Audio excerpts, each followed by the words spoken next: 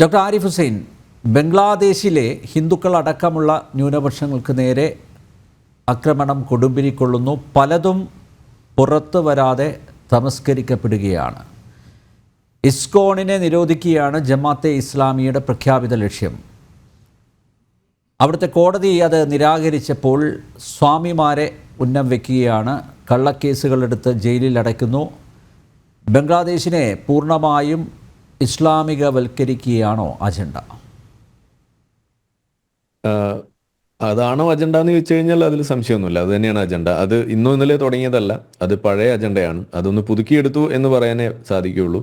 ഇതിനു മുന്നേയും നമ്മൾ ചർച്ച ചെയ്തപ്പോഴും അതിൽ സൂചിപ്പിച്ച 1971 ആ ഒരു ഹിന്ദു ജനോസൈഡ് നടത്തിയതിനെ കുറിച്ചും, അതുപോലെ അന്ന് അവർ മുന്നോട്ട് വെച്ച ആശയം, അതിനകത്ത് അവർ മുന്നോട്ട് വന്ന രീതി, അതിൻ്റെ റസാക്കേഴ്സ് എന്ന് പറയുന്ന ആളുകളെ ആ ഒരു പ്രത്യേക ഒരു സേനാ വിഭാഗം പോലെ ഉണ്ടാക്കി വെച്ചുകൊണ്ട്, ഒരു പാരാമിലിറ്ററി ട്രൂപ്പ് പോലെ ഉണ്ടാക്കി, ഒരു മിലിറ്റന്റ് ഗ്രൂപ്പ്, അത് ഉപയോഗിച്ചുകൊണ്ട് എങ്ങനെയാണ് ആ കാര്യങ്ങൾ ചെയ്തത് എന്നെല്ലാം നമ്മൾ പറഞ്ഞപ്പോഴും അവിടെ ആത്യന്തികമായിട്ടുള്ള ഒരു ലക്ഷ്യമുണ്ട്.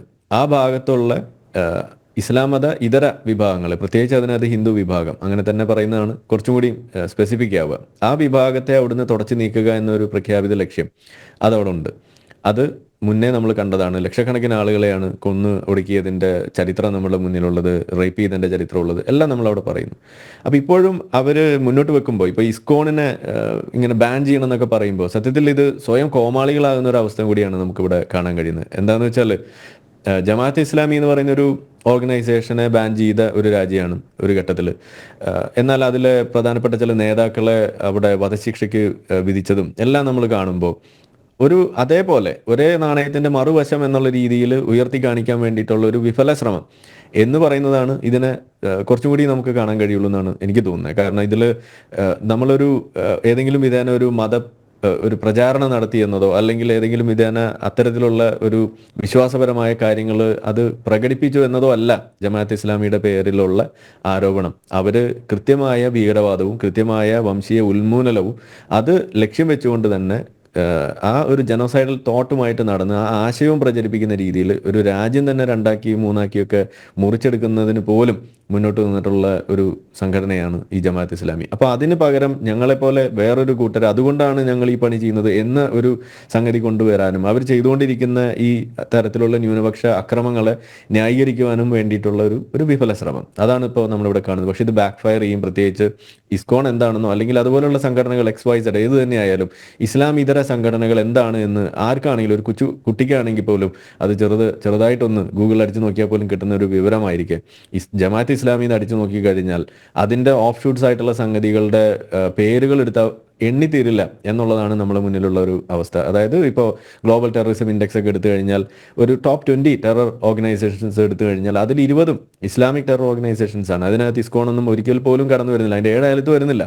അപ്പോൾ അവർ ഇതൊരു തീവ്രവാദ സംഘടനയാണെന്നൊക്കെ പറയാൻ വേണ്ടി ഇറങ്ങിത്തിരിക്കുമ്പോൾ, ആഗോള ഇൻഡെക്സ് ഇതുപോലെ ഉള്ളപ്പോൾ അതിനകത്തൊന്നും പെടാത്ത ഇരിക്കുന്ന ഇതുപോലുള്ള സാധനങ്ങളൊക്കെ വെച്ചുകൊണ്ട് ഇങ്ങനെ പറഞ്ഞ് ഫലിപ്പിക്കാൻ വേണ്ടി കഷ്ടപ്പെടുമ്പോൾ സത്യത്തിൽ സ്വയം എക്സ്പോസ്ഡ് ആവുന്ന ഒരു അവസ്ഥയാണ് ഇവിടെ ഉണ്ടാകുന്നത്. അപ്പോൾ അതുകൊണ്ട് പക്ഷേ ഇപ്പൊ സംഭവിക്കുന്ന വിഷയങ്ങളിൽ നമുക്ക് ബുദ്ധിമുട്ടുള്ള കാര്യങ്ങളാണ്. കാരണം ഈ അക്രമങ്ങൾ ഇത് വ്യാപിക്കുന്നു. ഇത് മറ്റുള്ള ആളുകൾ, ഇന്ത്യയിലടക്കം ഈ ഭൂരിപക്ഷ വർഗങ്ങൾ തമ്മിലുള്ള ആ ഒരു ധ്രുവീകരണത്തിന് പോലും വഴിവെക്കുന്ന രീതിയിലേക്കൊക്കെ ഇത് മാറുന്നതും എല്ലാം നമ്മൾ കാണുകയാണ്. നമ്മളുടെ അയൽവക്കത്തൊരു രാജ്യം ഇങ്ങനെ നിരന്തരം ഒരു രോഗാതുരമായിട്ടിരിക്കുന്നത് നമുക്ക് ഒട്ടും തന്നെ ഭൂഷണമല്ല. ഒരു വശത്ത് ഓൾറെഡി നമ്മളത് അനുഭവിച്ചുകൊണ്ടിരിക്കുകയാണ് വർഷങ്ങളായിട്ട്. ഇനി ഒരെണ്ണം ഇപ്പുറത്തും കൂടി വരിക എന്ന് പറഞ്ഞു കഴിഞ്ഞാൽ അതും നമുക്ക് ഭൂഷണമല്ലാത്തതുകൊണ്ട് ഇത് എത്രയും പെട്ടെന്ന് ഒതുങ്ങേണ്ട, അത് ശമിക്കേണ്ട ഒരു വിഷയമാണ് എന്നും കൂടിയാണ് അവിടെ പറയാനുള്ളത്.